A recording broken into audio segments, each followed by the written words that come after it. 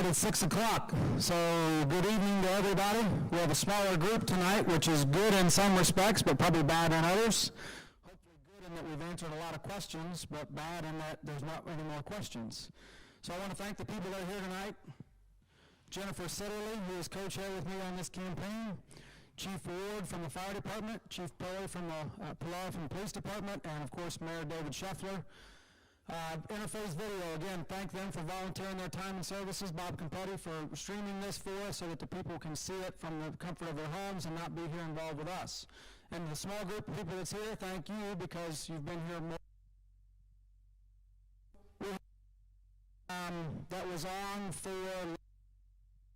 so I don't want to rehash a lot of what was on last week because you can just go watch last week's link and hopefully get answers to some of if you have. I do want to, reinforce that what we're talking about does not include any impact of COVID. So obviously this year's budgets, this year's revenues, to say the least, going into next year. So everything we're talking about does not take into account anything that has to do with COVID. So our issue, as we talk about, it's a revenue issue. It's not a spending issue. We've talked about the losses of revenues coming from the state, through estate tax, state sharing of sales tax, different things. An increase in inflation, our income tax has just simply not kept up with inflation on a yearly basis. Aging population is another one that we stumbled on. I don't think anybody really thought about it originally, but the fact that a large percentage of our population is over 62 and over 65, as they exit the workforce, and get onto their Social Security or their pensions, that is no longer subject to city income tax. I'm not saying you don't pay tax because you have federal and state, but it's not subject to city tax. So we've talked about the buildings, the police department, the roof leaking, the fire departments, some of the facilities that they have, of course, City Hall. We know that we're short on manpower, and there's just a long list of things. Ooh, you turned it up. A long list of things that go into the areas of what we need money for, revenue for. The facilities are bad and getting worse. As we talked about with City Hall, all of the buildings that we're talking about, City Hall, all 3 fire stations, and the police department are all masonry buildings. Once you get cracks, that's when the water starts. It goes in as water during the day, freezes at night when it's freezing, and opens the crack larger, and it just keeps compounding the more cold seasons we get. So who pays the tax? This is something we talked about at length last week. It is earned income only. We can't stress that enough. Senior citizens, if you are on fixed income, Social Security, draw on your 401k, draw on your pension, you can vote for this, and it is not going to cost you a penny in income tax increase. This is on earned income only. So commuters, we've had some talk, we've had some questions about commuter tax, who shares, who doesn't share. So we'll go through that one more time real quick.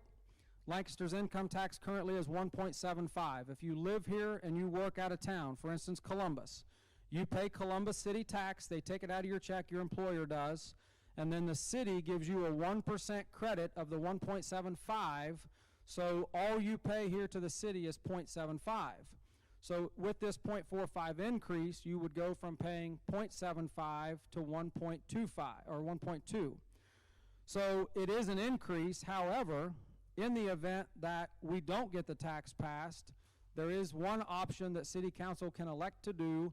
They can actually pull the credit from the commuters, and at that point, the commuters would be responsible to pay the tax where they're working, and then on top of that, pay 1.75 here in the city. We don't want to do that, but that would be a stopgap measure that would generate just shy of $2 million a year currently. So if it doesn't pass, it's something that will certainly have to be on the table. I want to talk about some other departments tonight. We've really focused most of our time on police and fire. We talked about the general fund, what departments are in the general fund, and those buckets of money that have lids on them that cannot be touched. A couple that I just kind of picked out and looked at. So code enforcement. So as big as our city is, and as much of an issue as we have with homelessness, homeless camps, issues with homes, commercial buildings, So all of that is patrolled. We have one full-time code enforcement officer and 2 part-time. So Sean Fowler, who is the full-time code enforcement officer, I reached out to him for some numbers. So last year, they had 3,238 inspections, which resulted in 1,411 violations. Now, that doesn't include rechecks, so if there is a violation issued, he has to go back to that property multiple times to be sure that it's been corrected. So as the owner here at the mill, I can tell you, we interact with Sean on a regular basis. We have a very large population of homeless down the tracks, and then I also own Taylor Rental, and we have a population of them under the bridges on Fair Avenue. We've worked with Sean. He's got a thankless job. There's nothing good about what it is that he has to do. But the reality of it is he needs more guys and he needs more resources. So, you know, we're talking about a guy that's trying to fix some of these code issues that are, you know, blatant to the public, but he has hardly any resources to do it. I mean, they have a dump trailer, a pickup truck with a contract guy. It's just not good. And if you're running that many calls, you know, 3,238 inspections for one guy and 2 part-time guys, they're overworked. But there's not enough resources in the general fund budget in order to help those guys. So if you're one of the individuals who's calling that line, reporting that your neighbor's grass is too tall, just think before you make that call how few of guys we have to make, you know, to run on those and come out and look and see what the issues are. The other one is engineering. So I just kind of pulled engineering. I've had some experience with engineering myself. You know, the engineering department, if you think about what those guys do, you know, they oversee a lot of different areas of the city. But I actually asked for some details today. So there's 450 lane miles of streets, 42 miles of alleys, 186 miles of sewer lines, 182 miles of water line, 254 miles of gas line, 38 buildings, 1,900 fire hydrants, 2,500 street lights, 80 traffic signals, 8 school zone flashers. We cover 19.5 square miles, or 12,200 acres, and 27 parks on 733 acres. So I think our current engineering staff is 4. Is that correct?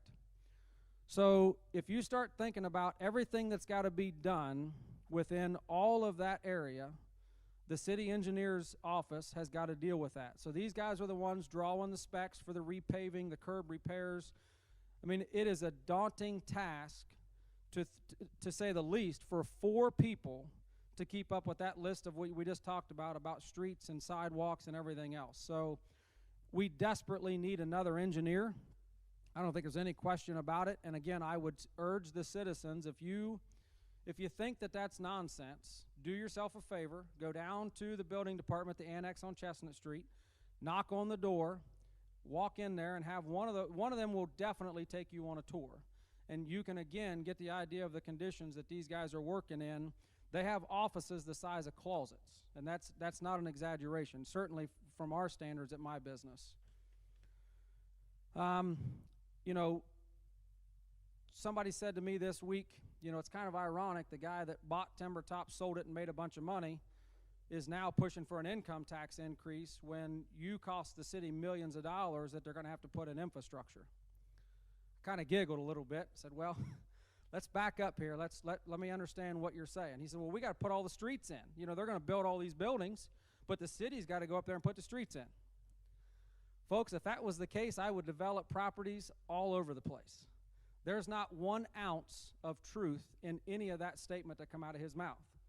The reality is the developer is responsible for 100% of all of the costs for all of the infrastructure, and it has to be put into city spec. So they have to pay for the drawings, they have to pay for the engineering. All our city guys do is check the drawings, make sure that what the developer is proposing meets the guidelines for the city and the state requirements, and then the developer has to bear those costs. So the sewer lines, the water lines, the gas lines, the streets, the sidewalks, the gutters, the curbs, every piece of that cost is borne by the developer, not the city. When the project is finished, if they chose to do so, and they chose to do everything by city spec, when the project is 100% completed, for instance, River Valley Highlands, Then at that point, it is handed over to the city once the city has done their final inspection and everything is up to their spec. That's why they collect taxes on those streets, and that's how they maintain them afterwards. But the infrastructure cost to build those out, Mayor, am I wrong? 100% cost of the developer. So not only that, but then we have to pay tap fees, we have to pay capacity fees. So if we want to hook into the city's water system, that's not free. There's a capacity fee that's charged per house or per apartment or per dwelling, however you want to look at it. There's a cost for capacity fees for water. There's a cost for capacity fees for sewer. Gas is minor compared to those, but all of those fees. So when you look at a building lot and you say, good Lord Almighty, why is that little building lot $50,000? Well, they've got $20,000 in tap fees by the time they get done with putting the streets in, the curbs, the gutters, the sidewalks. So the cost of the house is only one part of the cost that goes into those homes. So make no mistake about it, developers are paying 100% of that bill. It is not the city footing the bill. Had a guy ask me about the mall. I said, well, I'm not sure what you think the city should do about the mall. You know, the mall is a private entity, and it certainly has falling into some despair in some areas. But I want to remind everybody to think about certain things, COVID being one of them. So the mayor, I know, has had conversations with the general manager down there from, I believe, April until July. They collected zero rent. So you have that big facility down there, and you have all these stores that are closed, and they just simply didn't pay their rent. So when you're the developer or you're the owner of that property, it's hard to try to keep up with the traffic lights and all those issues when you don't have money coming in and your tenants aren't paying their rent. So I can tell you we are involved in demolitions of malls all across the country. This isn't a Lancaster problem. It's not a Columbus problem. It is a nationwide, it's just a change in the way people are viewing how they shop. You guys are shopping online. How many of you are on Amazon right now? You got us up on Live Link and you're probably on Amazon. That's the trend of how things are moving, and brick and mortar stores are going by the wayside.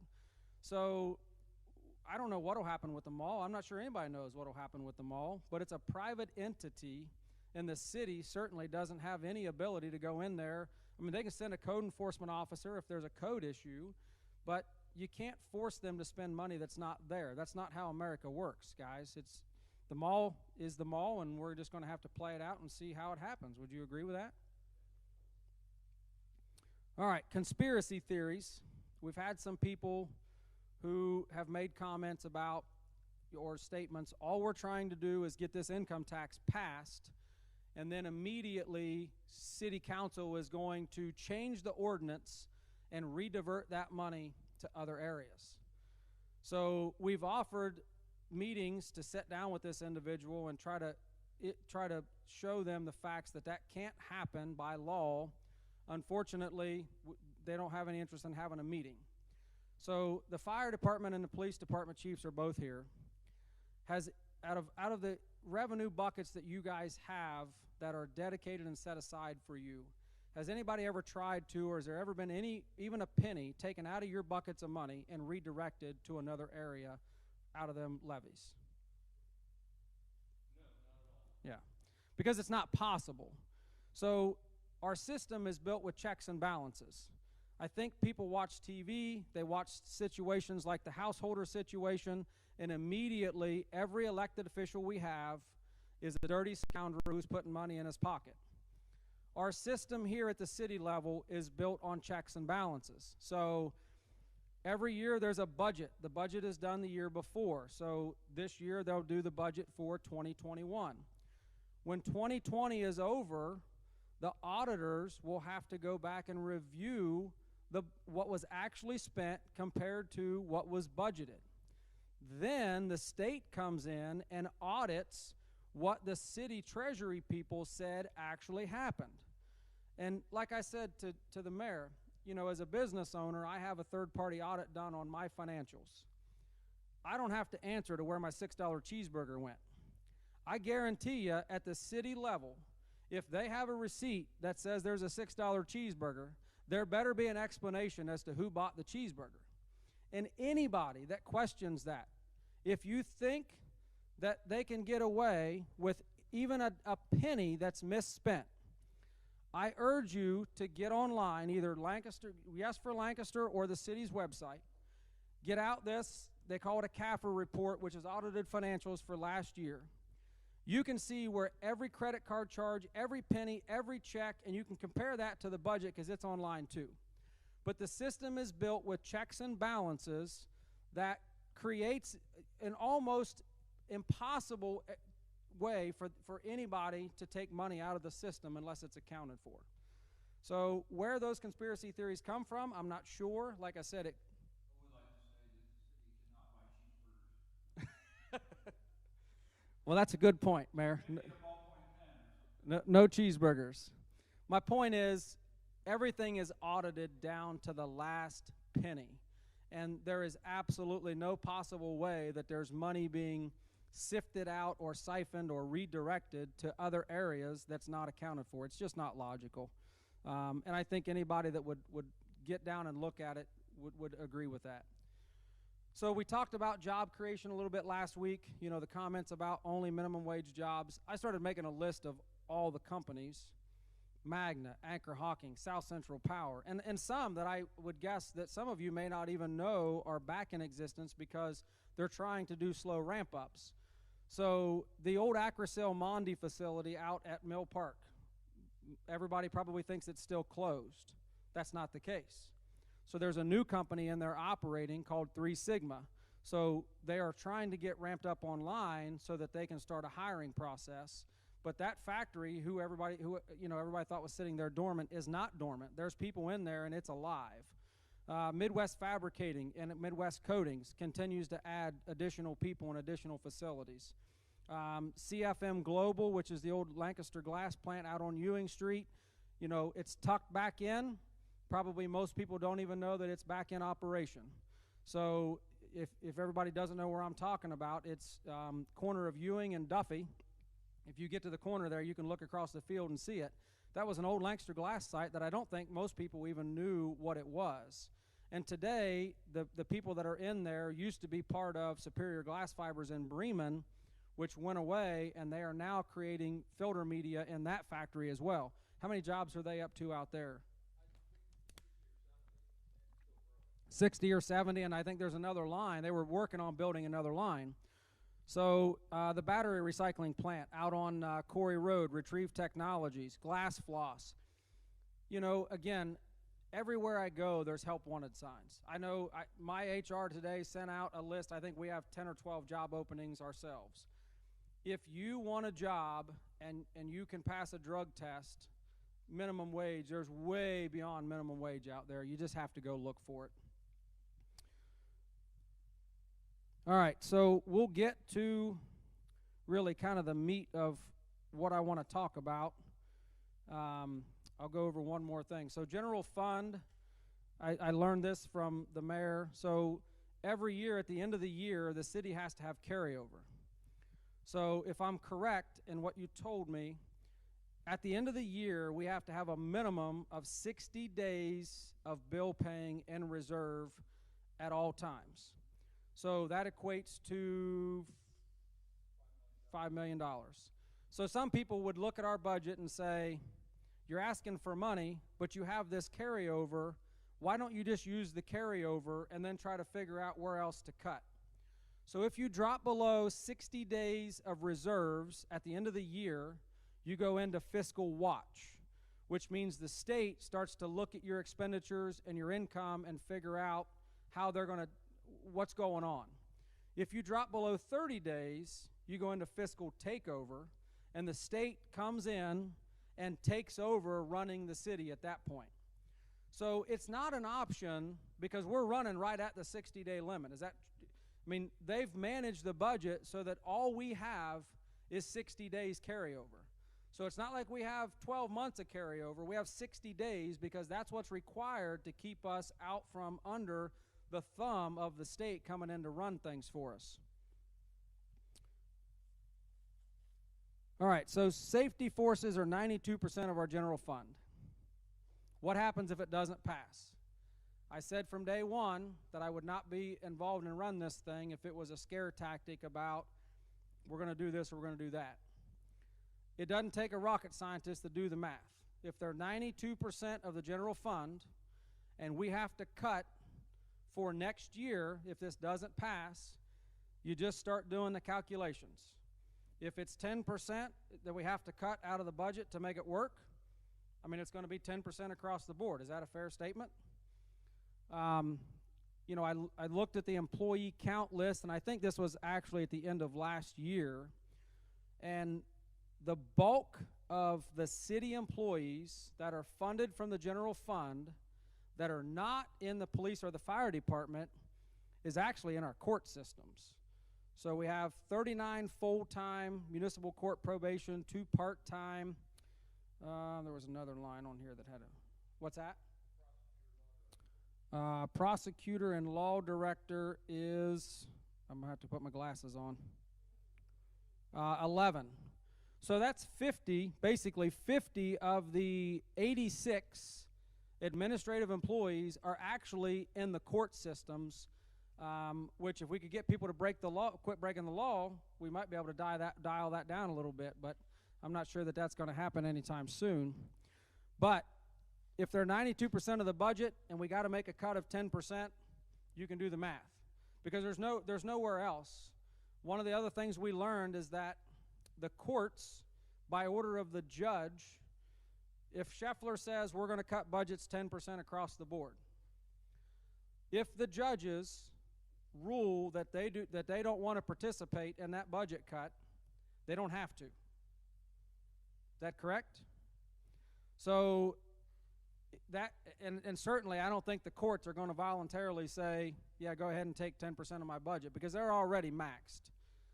But that's 2 big departments that we won't be able to touch, because if they rule that we can't get it. So that really is going to throw an even bigger weight at the 92% that's funded for the police and fire. So I just don't see any option short of passing this levy. If not, there will be consequences. I think we know Firehouse 3 will have to close. I don't think that's even a question. One of the firehouses definitely will have to close. Whether it's 3 or 2, we haven't decided yet, because our engine house 3 has our administrative office. So it'd be difficult to move all of our HIPAA and all of our technology out of that engine house and go locate it in engine house 1 or 2. So it could be very possibly engine house 2. So we haven't decided yet. 3 has been closed in the past on multiple occasions. Did you move administrative at that point, or did you just close the working station and leave administrative there? Would that be an option again? It could be. I'd have to talk to Chief Mack and see what works out the best. If we're trying to save money, keeping an engine house heated and the water and all that, we could shut down engine house 2 and really kind of put that in mothballs and save pretty much all the utilities and keep engine house 3 open. The concern there is that the bulk of the calls is engine house 2. There's no good answer to shutting down engine houses. You're right. If engine house 3 has 600 runs, engine house 2 may have 800. You're right. It's the busier side of town, but you have to have administrative offices. You have to run the show. You have to do payroll. All of that stuff station needs. So it may be engine house 2. Would there be a possibility, if it got bad enough, that we'd have to go to 1? And if we did, would that be Station 1 on the hill? Yes, we've done that 30 plus years ago, and it would be engine house 1 that would be staying open. Engine house 2 and 3 would close. And in fact, we were getting close with the 10% reduction when they talked about it in the spring about going down to 47 firefighters, which really puts us at about 1969 levels. It's staffing. 93% of my budget's personnel. We've got so close recently in the last several years that our utilities, you have to pay the bills, but there's no extra money. We didn't have enough last year for fuel, so we had to transfer some over there. EMS supplies, there's just nothing left. So, you don't want to be a doomsday sayer, but if it doesn't pass, I would say at least 1 engine house, and it could be engine house 2, would close. As far as medics, we currently run 3 medics. With the staff reduction, how many medics can you man if you had to drop 10% more of your people? Right now, we really run 2.5. We cross-man engine house 1 with a tower. So if we had to cut down, we'd lose at least 1 medic unit. Okay. So that certainly will equate to loss of services. Again, I want to remind everybody that our current run times, and I use River Valley Highlands because that's kind of the newest of people concentrated in one area. 7 minutes and 43 seconds for medic. That's correct, and 7 minutes and 14 seconds for fire. And that's pretty much coming from engine house 2. So if we're medic 1's tied, let's say hypothetically speaking, we close engine house 2 down, and medic 1's tied up, they're coming from engine house 3. So a rough guess, 11, 12 minutes at least to get to the River Valley Highlands and all that over there. So if you know, again, these are the consequences of what happens if we don't pass it. So currently you run 6 guys east, 6 guys west, 4 guys on the hill. Correct. So that's your 16. That's the minimum staffing number is 16. How much overtime are you incurring right now with your staffing levels when you have guys off? We budgeted last year because I'll just kind of go into this. 92 and 08, recession hit, we went down to 70, and we were running about $110,000 a year in overtime, which was not terrible. Then we budgeted 67 for this year, we went down, we're at 63. With the minimum staffing clause in the contract, which is needed, I'd say, safe when you're doing your work. Right now, I'm going to say we are about $400,000 this year. So that number would likely go up. Yes. Firefighters, that Right. overtime number likely would go up. Correct, it would go up. Absolutely. And of the 16 now, which is where we're at, what do you feel like our minimum staffing number would be? It's collective bargaining. It's 16, unless we were to break the contract, and then, which I don't recommend. Like I said, we have to be safe when we're doing it. We have to provide some kind of quality of service. So we abide by the contract. So Mayor, let's talk about what happens if the union says it's 16, period, that's what you got. We're really not going to save a lot of money by closing firehouses if the employees are still there, or if the wages are 93% of your budget, you said. 92, 93%. So then what? Do we have to start clearing the chart of other services? Well, certainly other services would be cut. At the same time, we cut fire and police because it's across the board, so other departments would realize some cuts. You have to also know that there are certain things. We spend $250,000 a year for electricity for streetlights. So there are certain items in the budget that you can't cut. Insurance, the city has to pay for liability and property protection. So unfortunately, what can get cut is personnel costs. And you know, services get cut, people get unhappy, but that's kind of the name of the game. Well, you can't, I mean, the union has a contract. Yes. So of the people funded out of the general fund, the police and the fire both have union contracts. Correct. That have to be abided by. Correct. Period. Even if there's no money in the budget, you gotta find it.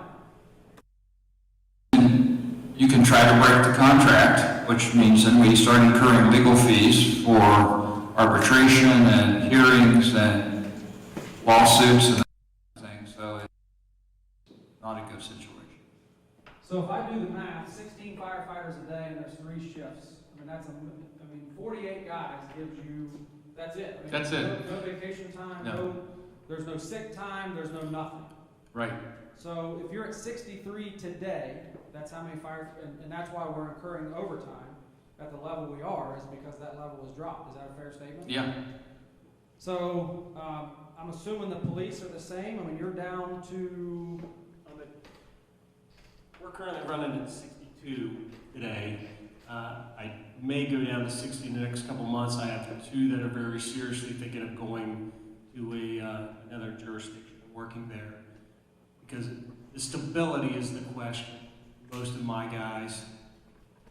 So if we get down to 60, we've already pulled a guy out of MCU. We pulled a guy, one of our dare officers, back to patrol. maintain that staffing. And so we pulled a detective also. So essentially for us, we're at the bare minimum. If we've got all our people healthy, we're good. But generally, at least once a year, I'm gonna have somebody go down for a few months with an injury. Broken arm, bad shoulder, I possibly have a knee injury now. He's supposed to see a specialist today. So, I mean, those things where you start dropping into danger where you reach your overtime. So to avoid that overtime, to this point, like I said, we emptied out everybody we could out of our special units. So overtime this year, what have you incurred compared to like last year? Is your overtime up as well due to shorter staffing? We've been pretty lucky because of COVID. Like I said, we pulled people out of special units, and we did incur a lot of extra overtime with the protests. I actually still think I'll make my budgeted amount, but generally with us, it's injuries that decide. You know, injuries, pregnancies with FMLA and baby leave, those things eat up a lot of that overtime for us. And we generally do incur more overtime than the fire department because we pay, our overtime's court time. So every time an officer has to get up in the daytime when he works night shift to go to court, you know, we pay him for that. And you should. I agree. All right, so you guys run 3 shifts. We run 3 shifts. So first shift starts at 7? Yeah, 7A to 3P. So on a 7 to 3 shift, how many officers are typically on the streets? Generally, we run 8 because we're mandated to do court transports if they're necessary. Okay. So I mean, that's a lot of them. We have one guy that'll be assigned. He'll take the court calls. You know, there's just a lot of admin stuff, delivering papers, warrants, subpoenas, things like that go on day shift. So, second shift, you said you run 8 officers as well? Second shift, our minimum will be 8 also. So that's a 3 to 11 shift. That'll be 3 to 11. And then your overnight, how many guys are you running? On a busy night, especially if there are bars, we'd like to have 7 out there. But a lot of times they'll go 6, and a lot of times they'll go down even less than that after 3 a.m. Like let's say somebody calls off sick. They'll just hold somebody over till 3, and then they'll go short after that. So in the event, for instance, the shooting we had over here the other night, when that call comes in at 10 o'clock, I think is what it was. How many officers, of the 8 you got on duty, how many are going to respond to a shooting such as what we had here on Columbus Street? Probably everybody will go initially. Now, somebody may get pulled off, but generally we're going to pull everybody. We're going to pull 1 or 2 from OSP in the county as well then, and they may take some of our calls. So you guys effectively use some form of mutual aid, just like the fire does, whether it be the sheriff or highway patrol. Yeah, that's correct. We use a lot of mutual aid, and even one of the other units we'll pull is the hospital actually has police officers out there, so on occasions they'll come back us up on calls as well. Is there any billing that's transferred to anybody? I mean, does the county bill you, or do we bill them? No. So No, we don't do any billing. It's a service. Okay. All right. So I mean, we can go through the slide presentation. I just kind of wanted to give everybody the rundown of. I mean, if we have to cut. We have these union contracts, we're at bare minimum levels. It sounds to me like even if we close the firehouses, the firehouse closings will be minimal savings. I mean, you're going to save the utilities, staffing really can't go down much less. So at that point, we're going to have to gut the other departments to get anywhere near the budget that we need to be. So that's, you know, this what we're asking for is dedicated to police and fire. Again, this 0.45, this money is hands off to any other departments other than the safety forces. So, you know, we can show you that in writing however you want to see it, but it's the bucket within the bucket, and it's got a lid on it for anybody except for police and fire. So here's the slideshow. We're trying to increase 0.45. So again, that's $225 per $50,000 of income. I hate paying tax, but what I hate even more is not having emergency services if something goes wrong. If my house is on fire, I don't want to wait 15 minutes on a fire guy to get there. Go ahead and go to the next one. So we talk about the enterprise departments versus the general fund. Again, the ones on the left are all self-sustaining. So they basically get their revenue through billing you for services. If you turn your water on, flush your toilets, turn your heat on, that's where they're gaining their revenues from. The ones at the bottom are kind of hybrids because they do get a small portion of dedicated money out of the general fund, but it's a line item in the budget. So the general fund, we just kind of went through what all the departments are. I believe there's about 85 people in the overall general departments, not including police and fire, and we just said 50 of those are in the court system, which if the judges rule that they don't have to play ball with the budget reduction, they don't have to play ball. So that gives us 30, I mean, it's not good. That gives us 35 people, 35 wage-earning people left to try to cut to get to the budget. I don't think we can get there. No matter what, I don't think we can get there. So loss of revenues from the state, again, this is no fault of the city. The estate tax was canceled. The share of state sales tax from Kasich in order to balance the state's budget was taken away. So if you look at this, $2 to $3 million roughly a year starting back in 2006 that has been taken out of the budgets. That, again, it's not like the mayor's done something wrong to lose. They just simply, the state stopped the income and we can't get it back. Population. Again, this is something that, our population has grown. 39,000 back in 2010 to 41,190 in 2020. So you got more people, you got more square miles with all the annexations that have happened, and then you have the senior population that we keep talking about, who clearly are going to need services. And I can't urge enough, we got to stress to these folks that if they're on fixed incomes, they are not going to be affected by this increase. It is not on their retirement pensions. This is basically a chart of inflation. I know charts kind of make people's eyes go cross, but at the bottom I broke it down into basic numbers that everybody can understand. A pickup truck in 2008 cost $30,000. The same truck today is $47,000. So you talk about the cost of cruisers, the cost of our city trucks that we use, all the equipment that we use. I mean, as an equipment dealer, I can tell you, like the excavators and stuff we sell, I wish I could buy them at 2008 prices, but everything has just went through the roof. So here's our overall size of the city growth, which is based on annexations. Again, we talk about where the firehouses are. So the 3 white dots in the middle of the map indicate where the current fire stations are at. This up here is River Valley Highlands. So your current response times that are the 743 and the 1014, that's running from this house. This is engine house 2. If we decide we got to close a house, and that's the house that we close, or both houses, and consolidate everybody to here, that's only going to increase the run times even more. So staffing versus runs. It's a pretty easy chart. 51 police officers in 1979, 31,000 runs. 64 today, but you're down to 62. So 62,280 runs in 2019. That's a huge increase for virtually hardly any increase in police force.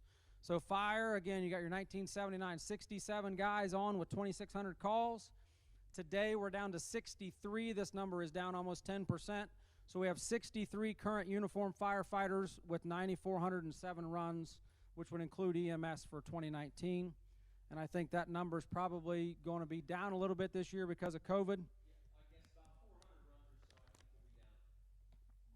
All right. So at the bottom, we talk about all the things that have been added in the last 10 years or so that was not in the budgets originally. Computers in all the cars and the trucks.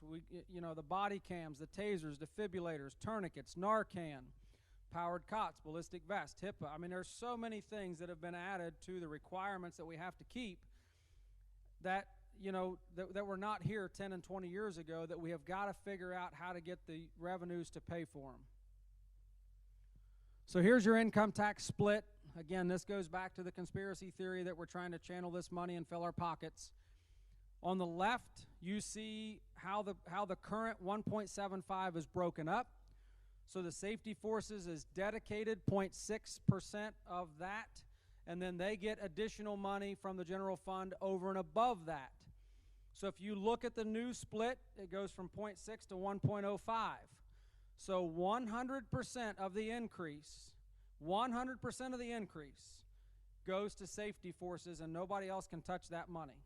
So I made the reference last week. City Hall could be falling into Main Street, and we could not touch a penny of that money to fix City Hall. We would just have to figure out how to live with it. So that money that we're asking for is 100% dedicated to our safety forces, police and fire. This shows our revenue and how things have changed. You know, our income taxes have not increased as much as we would have liked, and I think that's due to a lot of different things. Again, the aging population. I don't think it's because we don't have decent paying jobs, because the research shows that we do. That doesn't mean we have we don't have, the technology people here paying hundreds of thousands of dollars a year, but we have a lot of good blue-collar jobs where people can make decent money. And as we add these other factories online, that number should increase. But again, with the state pulling their funding from these revenue histories, there's just no way to recover that money.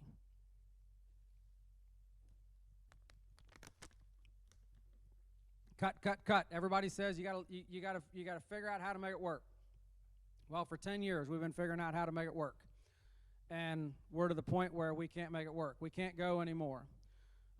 This kind of gives you the rundown. 92 to 63 firefighters.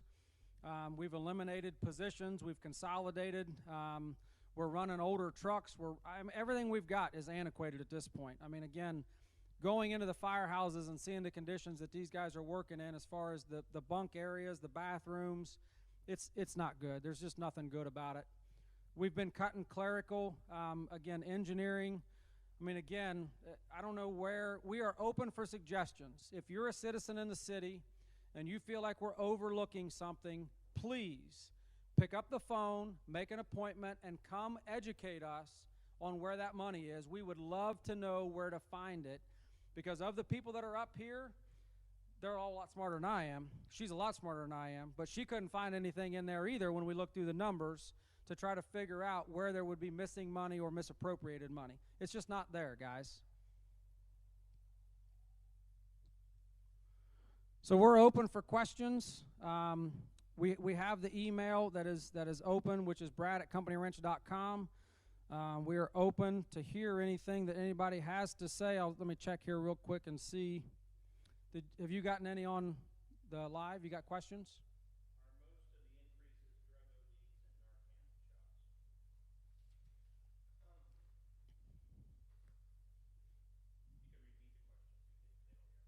Are most of our fire department runs overdoses? And the answer is no. It's just up across the board.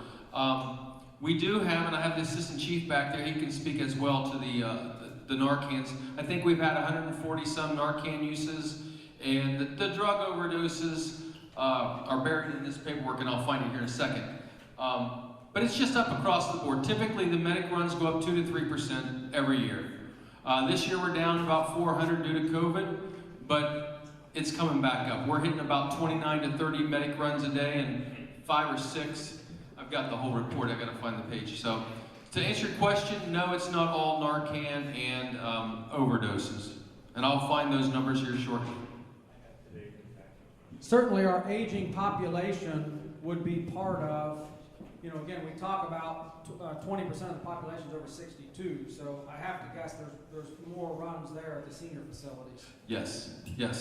Last year in 2019, we had 135 overdoses. And as far as Narcan uses, it's on another page here. Narcan uses, we looked at 104. So it's going to be up, I think, this year. And so it goes up at 2 to 3%. They're certainly not going down. Nothing's going down. So that goes along with one of the surprises I got when I became mayor, because I think everybody believes that the overdoses and Narcan uses are significantly higher than that. And the chief said we have 29 or 30 medic runs a day, and for the whole year in 2019 we had, 104? What? Narcan? Overdoses. Yeah, 100 and overdoses on which? It was slightly over 100. Yeah.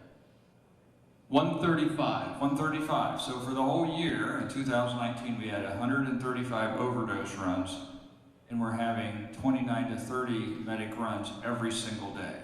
So 1 OD every 3 days, on average, right? Approximately. And since we've lost one of our clericals, that's part of my job early in the morning, is to go through and kind of tabulate that. And if my memory serves me correct, this morning we were at somewhere, I think, around 160 on the overdoses. And we try to be accurate on that as far as it's opioids, it could be Tylenol, it could be alcohol, but we're trying to be exact on some of these overdoses. So I'm going to say we're somewhere around 150 or so right now with overdoses.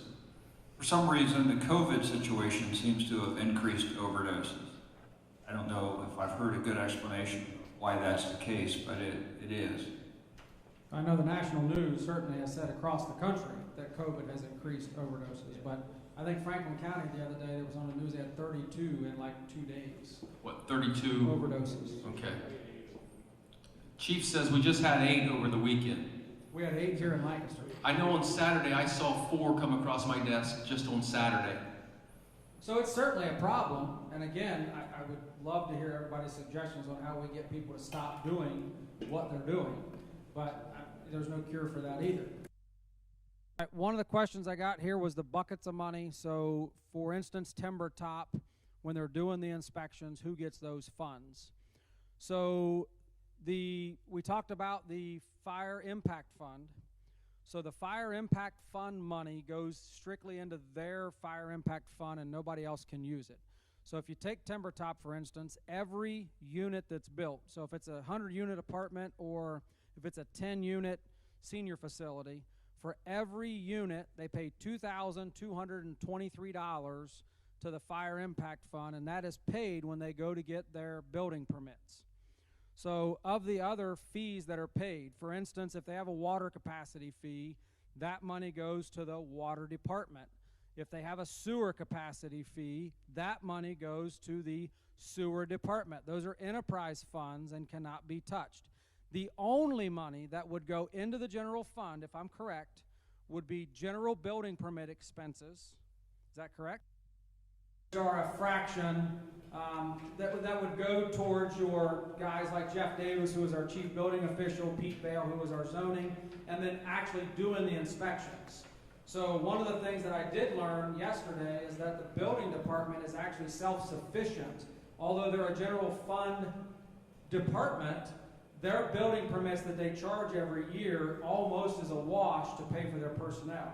So that's a good thing, and the more building we get, hopefully the more we'll be able to increase those departments. Right, but the ramifications of that are if we cut building department employees, we cut the fees they earn, so revenue goes down even more.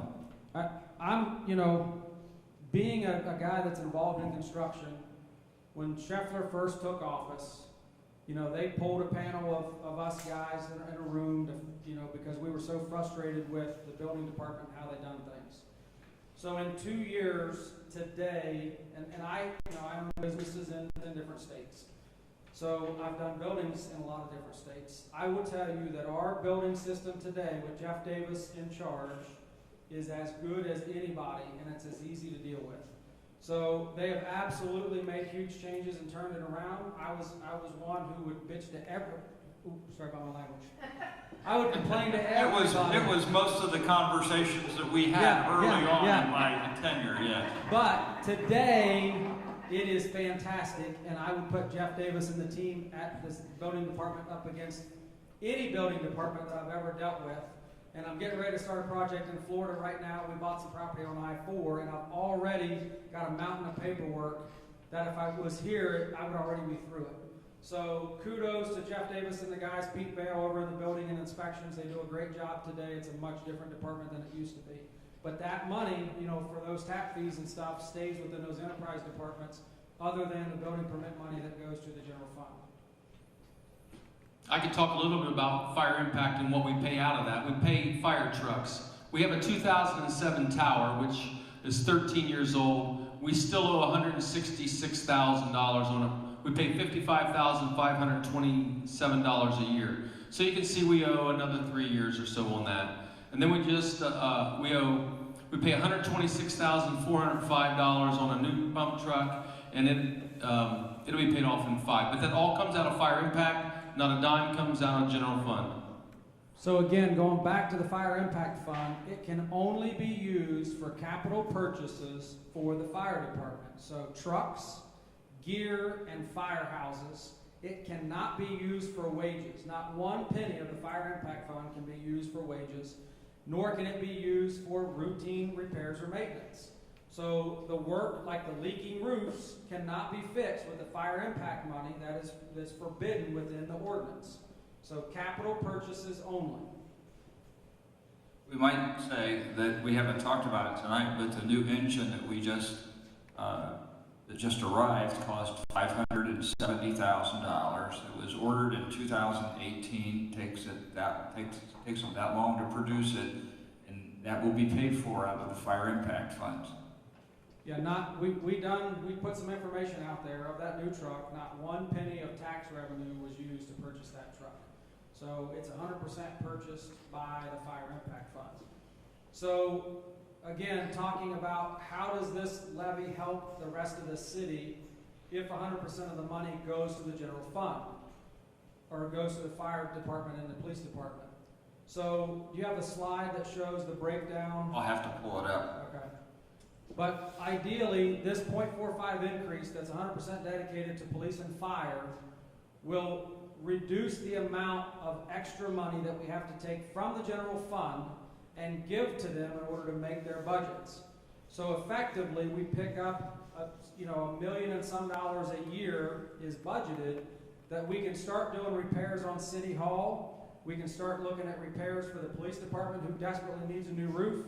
The fire departments who, in my opinion, need to be torn down and started over, but that's going to take a much bigger conversation about money.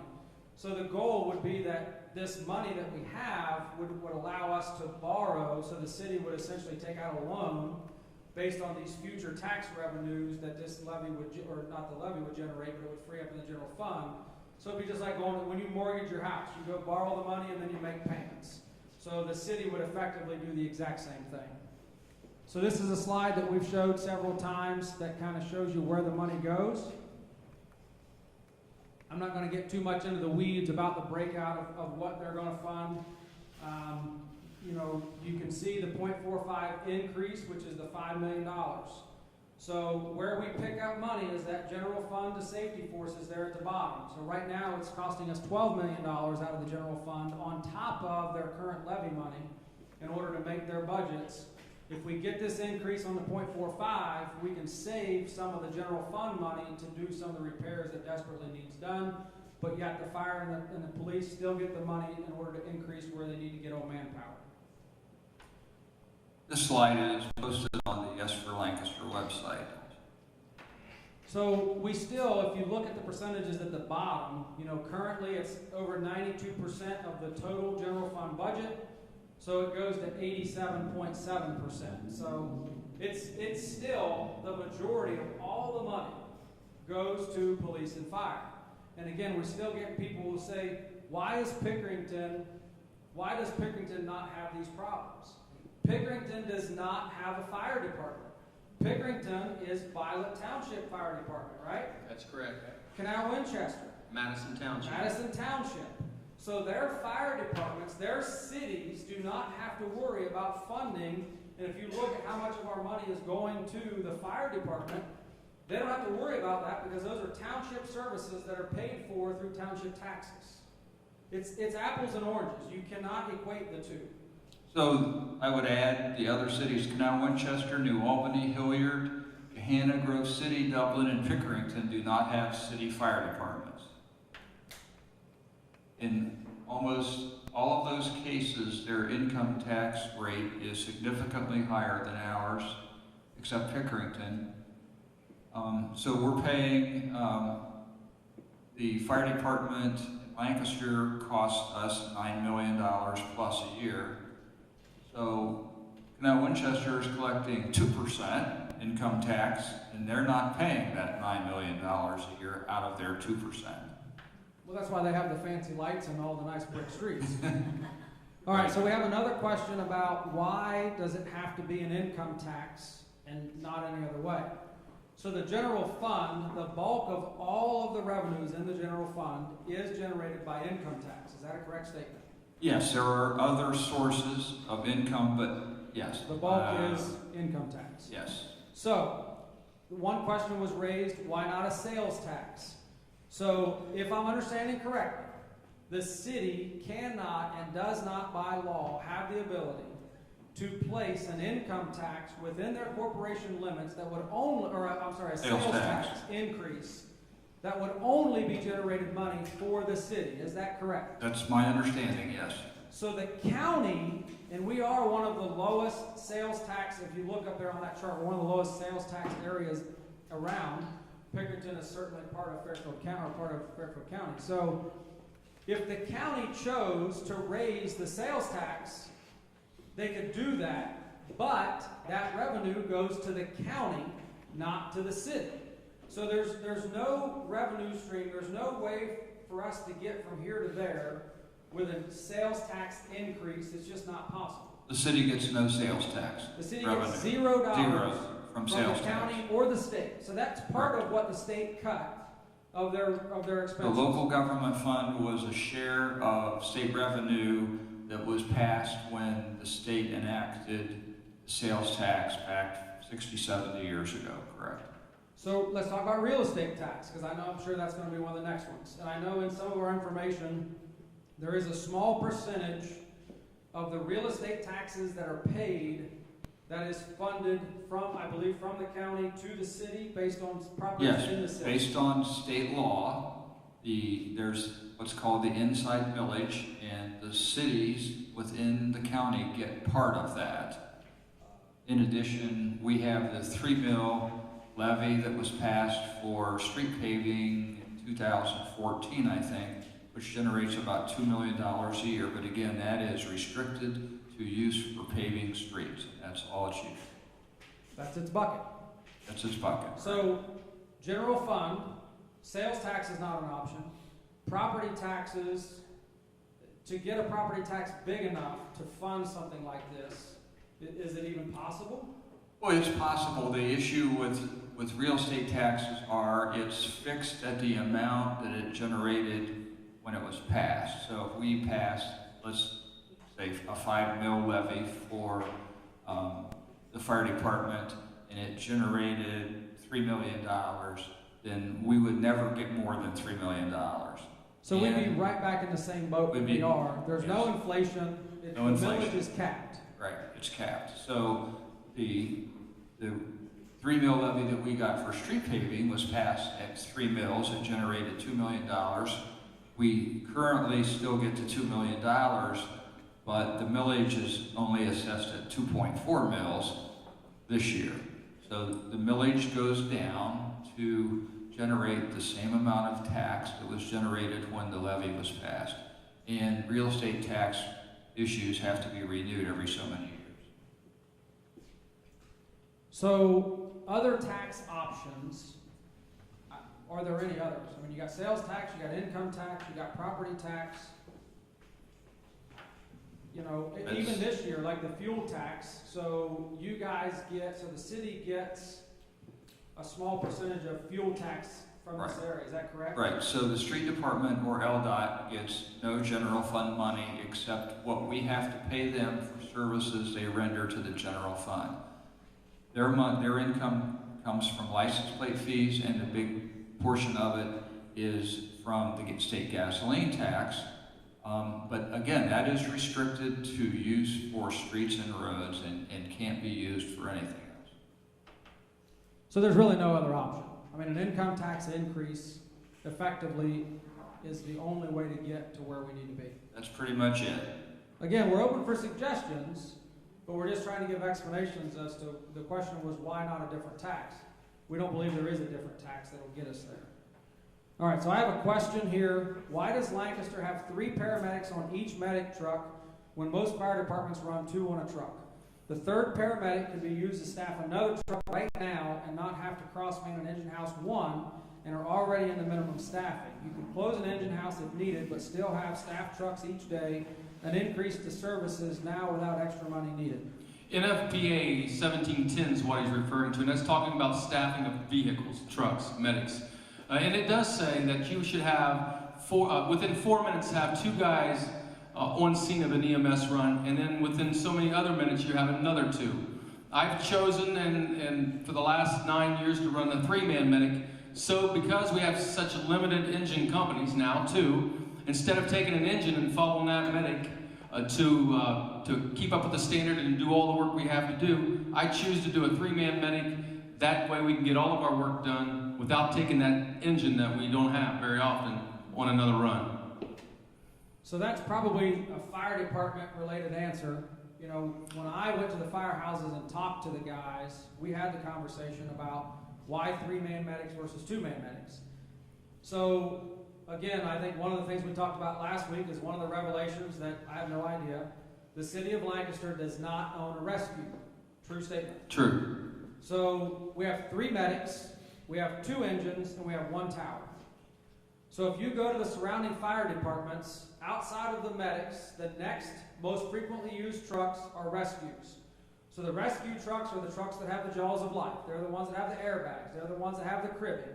They're the trucks that are carrying your tools in the case of an extrication. Most of them have a small tank and have a small hose indicating 1,000 gallons of water, correct? Correct. So Lancaster doesn't own a rescue.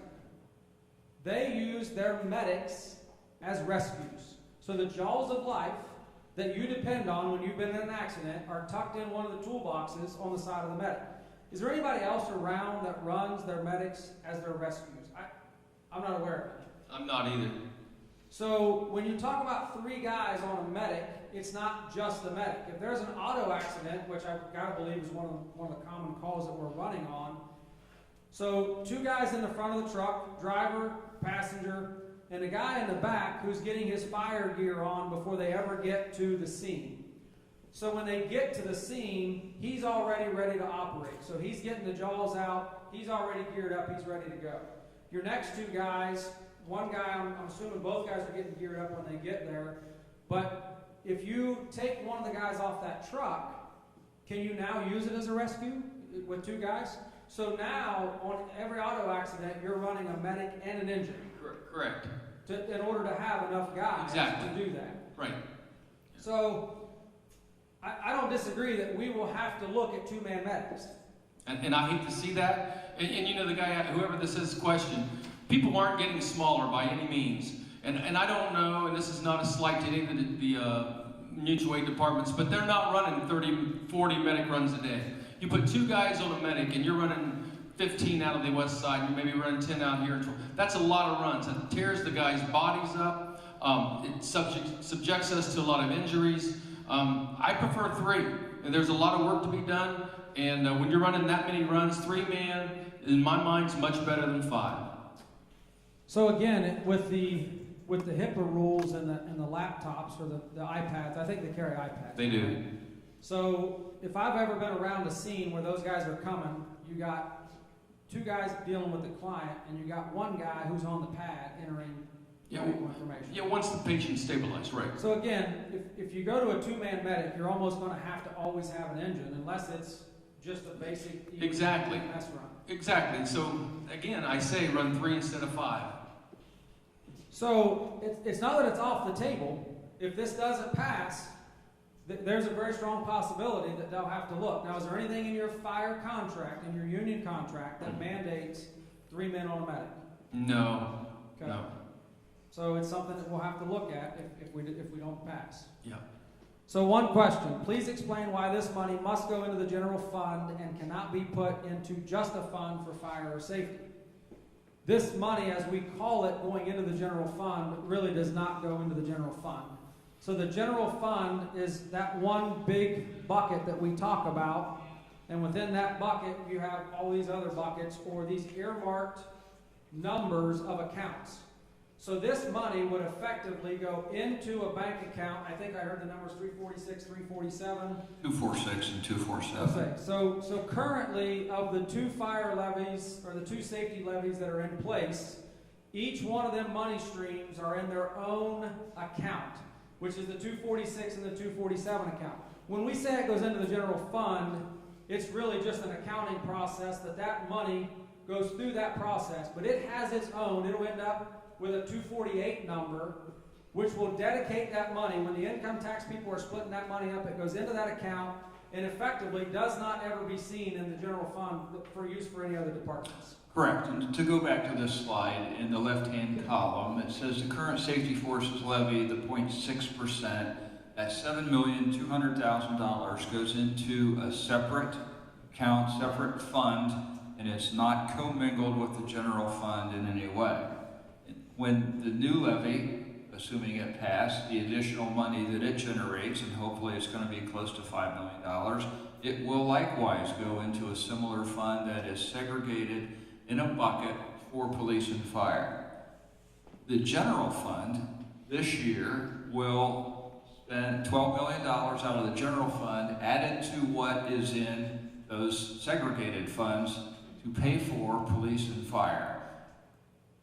If this passes and we get the additional $5 million that we're expecting, the general fund is still going to provide $10.2 million to pay for police and fire.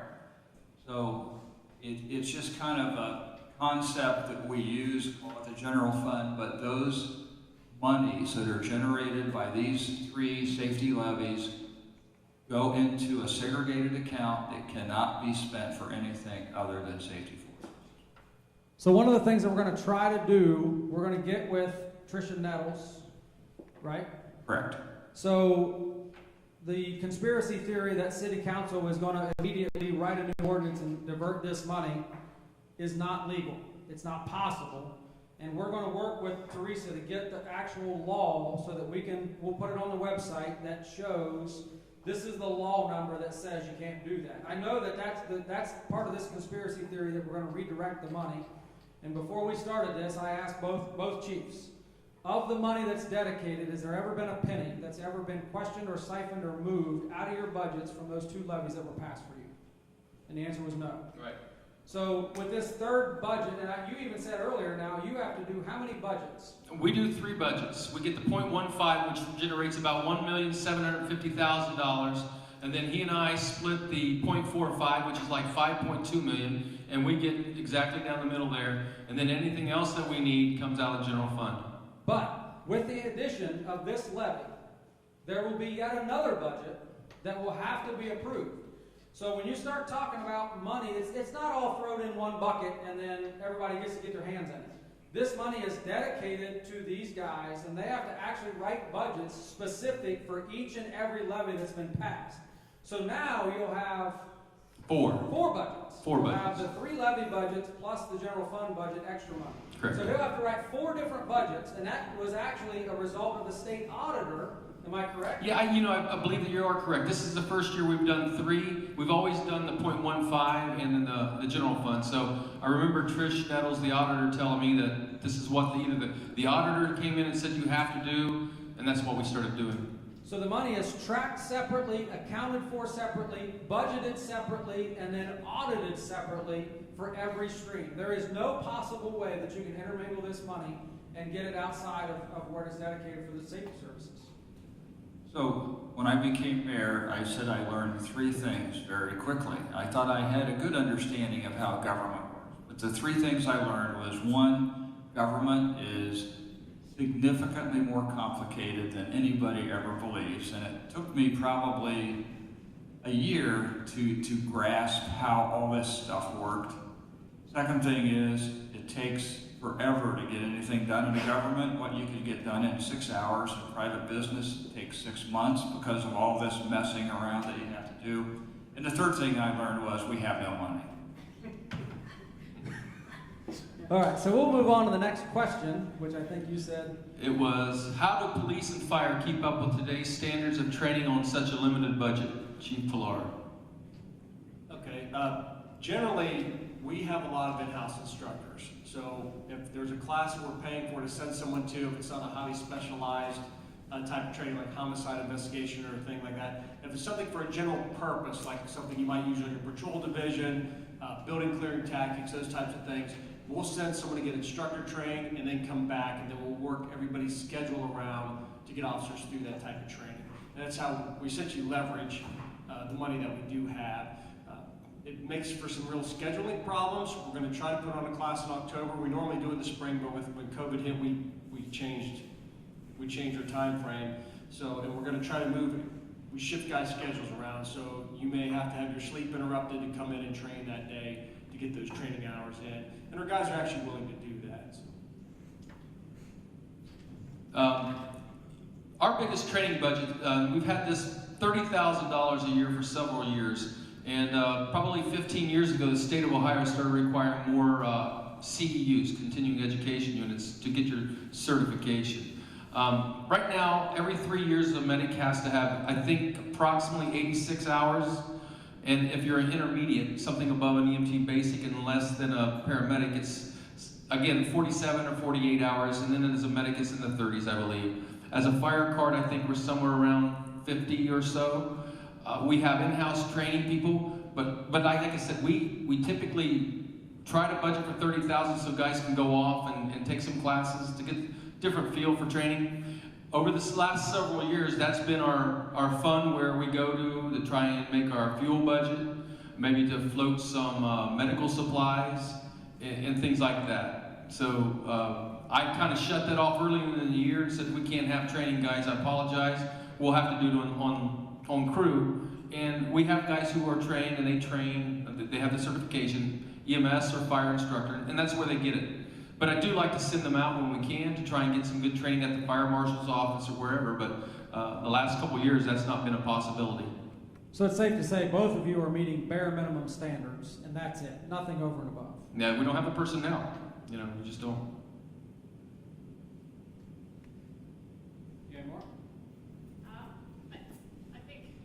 I think you already addressed it, but does the tax apply to those who work in the city and to those who work out of the city but live here?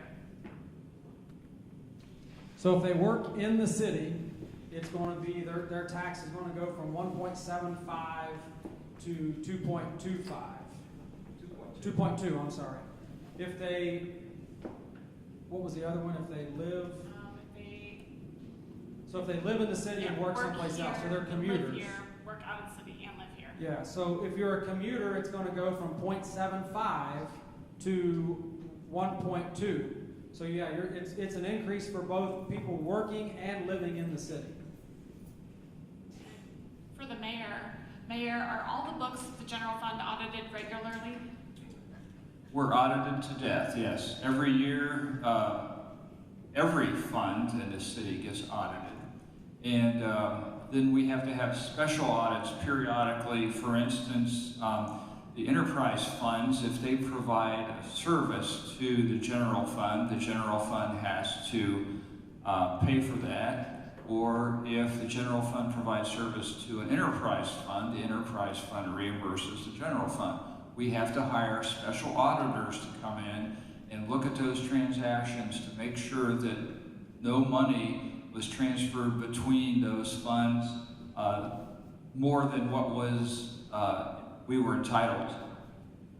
So for instance, the IT department does all of the support for computers, telephones, radios, etc. in the city. They have to keep very detailed records about how much time they spend on each department, and every 3 years we hire an auditor to come in and audit those records to make sure that what money is transacted between the departments is accurate and fair. So again, I would urge you to, if you have the time, if you go to the city's website or if you go to our website, all of these audits are done, and all of that information is public information. It is all under Sunshine Law. So if you go to the website, you can look at the budget, you can then look at the revenue reports, and you can match those, and then you can look at the audited financials and match that to see what did they budget, what did they actually spend, and then what was the final. So, I mean, they're audited even internally. So at Company Ranch, if I want a mechanic to go do a job, with them, one department cannot cross for the other one without accounting for the time so that they can bill back and forth, and that's audited, which I think is insane, but they want to keep all of the money within the departments. Let's give them an example of, you had given me some, like the street department does some stuff for the general. Yeah, for instance, street department is funded by gasoline tax, license plate fees, and some other miscellaneous things. But one of the things that the street department does, it does mosquito spraying 3-4 times a year around the city. So that's not a street-related issue. So the general fund has to pay the street department for the time, materials, and trucks that are used to do the mosquito spraying. That's a good example. So there's a prime example of, again, it's not just one big bucket of money. Everything's got to be accounted for, and then it's audited to be sure that those numbers are accurate. You got any more? Anything from the crowd? They're all quiet. All right, well, if that's the case, then I think we'll shoot to wrap up. When does the current collective bargaining agreement for city employees come up for renegotiation? We have 5 unions, 5 collective bargaining agreements, and they all mature this year. So we'll be spending a lot of time in October and November negotiating the contracts. What are the 5? You got police and fire. You have AFSCME, which most of those employees are enterprise fund departments. We've got 2 police, actually 3 police, because we've got officers, street officers, the higher up officers, and then the contacts that run the 911 center. And then police or fire just has 1 union. So 5 total. 5. Okay. Before we close, I'd like to just invite anybody that has any questions about the fire department operations on their Monday through Friday, or the assistant chief, Steve Maffin, is there as well. You can call 687-6640, ask us. Stop by any of the firehouses. We'd be happy to show you around, and everything's transparent here. We really do need this levy to pass.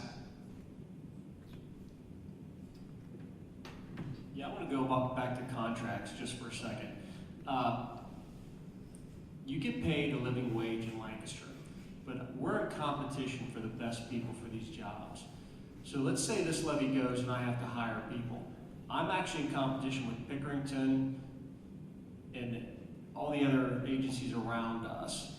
And so if our contracts are at 0, 0, 0, and the context took a 0% this year essentially, and we took a 0% this year, but these other cities are going to get 3, 3, and 3. You can do the math in your head for how much more those people are going to make. And like I said, we're in competition with them. I'm not necessarily in competition with Brad for his employees, but I'm in competition with Pickerington, Reynoldsburg, Grove City, and all those wages are on CERB. You can look up its SERB, you can look up CERB contracts and see what people make. So that's part of our problem with manpower and attracting good manpower. But like I said, if you want to have that discussion with me, the phone number is 740-687-6680. I'm usually there about 7:45 to a little after 4. And if I'm not in there, they'll definitely take a message and I'll get back with you. Thank you. I mean, if you think about our police and our fire, you think about the time that it takes to get these guys ramped up. You don't want to have to start hiring substandard people just to fill the roles. I don't think anybody wants that. Certainly with all the police in the news today, we've been very fortunate. I feel like our police force is a bunch of good guys and gals. We don't have the issues that a lot of the cities have, and it could very well be possible that if you have a lower wage, we could end up with more of that. Same thing with the fire service. I mean, I don't want a beginner. If I get hit out here on Memorial Drive, I don't want a beginner coming out there to get me. I want a guy like Chief that's got experience who can get me out of the friggin' vehicle and get me to the hospital. But if all we do is keep training rookies because they keep leaving, we're never going to have a mature department, and we're never going to have the best of the best. So I'd like to have the best of the best. I would think that everybody here, from your life-saving perspective, would also like to have the best of the best. If we're going to have that, we got to pass this levy. I mean, and even then, we still got to question their facilities. I urge you, go visit the firehouses. If you think for a minute that these guys are living in luxury, Lord, do you have another thing coming? Take some time, go visit, knock on the doors, and let them take you through the facilities that they're working out of. It's a very eye-opening experience. All right? If there's no more questions, we'll end tonight. Now, we are doing one more town hall, which is next Thursday. And I will show up here. I'm sure these gentlemen and this lady will show up here. If nobody shows up, we may choose not to have it. But certainly, we want to make it the option open. One thing that we are looking for those of you that are supporting us, we are in desperate need of additional donations. We are spending a ton of money with different advertising and trying to get the word out there. So if you feel like this is something that you want to push forward on, we are absolutely, Tim Oatney is the treasurer for the fund, and we would absolutely love to get donations to try to help with some of the expenses. So with that, I say good night. Thank you for coming, and hopefully you learned something tonight.